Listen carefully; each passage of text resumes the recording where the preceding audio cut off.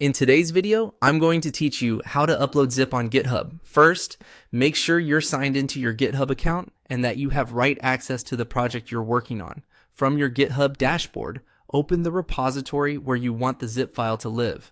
If your project has multiple branches, confirm you're on the branch you intend to update, typically main or a feature branch. Taking a moment here helps prevent uploading to the wrong place. On the repository's main page, look toward the file list area and find the Add File control. Click it to reveal the available options. This menu is where GitHub lets you either create a new file directly in the browser or bring in files from your computer. Choose Upload Files from that menu. GitHub will take you to the upload interface, which supports both drag and drop and manual selection. You'll see a space indicating where your files will appear once chosen, as well as the branch that the changes will be committed to. If you need to switch branches, you can do that here before picking your file. Now click the button to choose your files, and in your computer's file picker, select the .zip you want to upload. After you pick it, GitHub will list the file on the page so you can confirm it's the correct one. Keep in mind that uploading a size zip places the archive itself in your repository as a single file. It doesn't automatically extract the contents.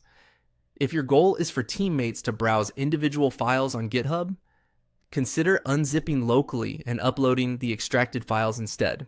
For truly large archives, note that GitHub flags files over 25 megabytes and disallows files over 100 megabytes unless you're using Git large file storage.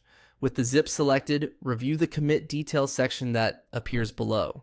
You can enter a clear commit message so others understand why this archive is being added.